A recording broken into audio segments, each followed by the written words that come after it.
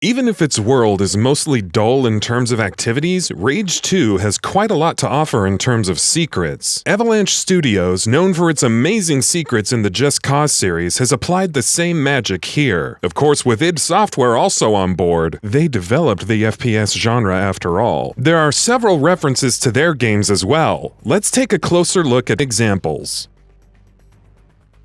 Wimothy Tillits. Be careful what you wish for. When Tim Willits, the current studio director of id Software, was added as an NPC, he didn't want to be an imposing guard like originally planned. Sitting in a corner as some kind of rat meat vendor worked just fine. Sure enough, head to the town of Wellspring and you'll find a character named Wimothy Tillits, clearly a reference to our main man. Doomsayer Peak. Reference number 1 to id Software's past games. A bandit den location with the name Doomsayer Peak. Obviously, the Doom name gives it away, but it sounds very close to the nickname given to the iconic protagonist of Doom 2016, the Doomslayer. Not quite a one-to-one reference, but it still kind of works. Quake Hill Arc. On the other hand, there's no way the Quake Hill arc isn't a reference to id Software's other iconic shooter franchise. We're talking about Quake, which introduced a true 3D shooter, further developed multiplayer in FPS games, and even kickstarted the whole machinima trend. You'd think there would be more of a tribute than just a hill, but hey, we'll take it. Elton Tusk. Near the Chazkar Derby, you'll discover something called a secret bunker. Head inside and a voice will question your intrusion, threatening to annihilate you, which in its words would be like crushing a bug. Further investigation reveals this to be Elton Tusk, who's very wealthy and possesses quite the imagination. If that isn't a reference to Elon Musk of SpaceX and Tesla fame, we don't know what is, especially with all the posters about space travel and nanotrites strewn about. Ray's Oasis. After meeting Lusum Hagar, the mayor of Wellspring, you can wander around her office and check out the different picture frames she owns. One showcases Ray's Oasis, the first town of Rage 1. Lusum should also be familiar to the original game's players. Her younger self was present in the town and even taught Nicholas Rain how to use wing sticks. It's good to see her expertise with the same hasn't dulled over the years. Dan and HALEK Hagar. Portraits that can be seen in Lusum's office include those of HALEK and Dan Hagar. HALEK was the family merchant in Rage 1 and is Lusum's uncle. Her father is Dan, a character who helped the protagonist of the first game and served as an important character through the player's journey. These are nice callbacks if nothing else. WWE names.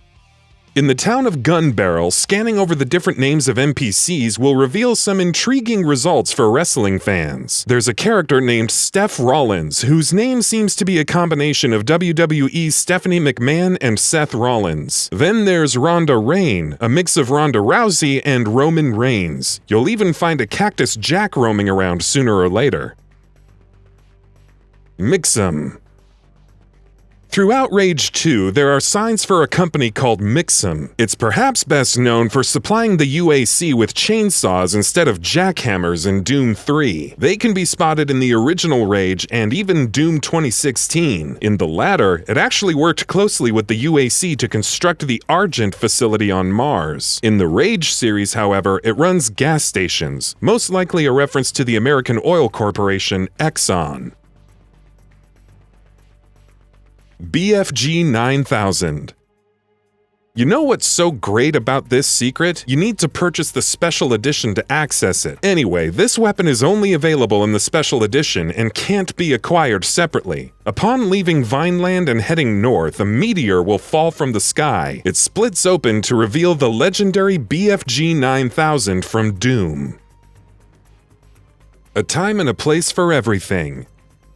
A nice nod to Pokemon can be discovered when you hit level 7 with Kvasir's reputation and have the Icarus. If you go to any town including Vineland and try to summon the flying vehicle, a message will appear. There's a time and place for everything, but not now. This is a Pokemon reference. Basically, when the player tried to ride their bike inside of buildings, Professor Oak would contact them by telepathy or some other magic and say this to dissuade them.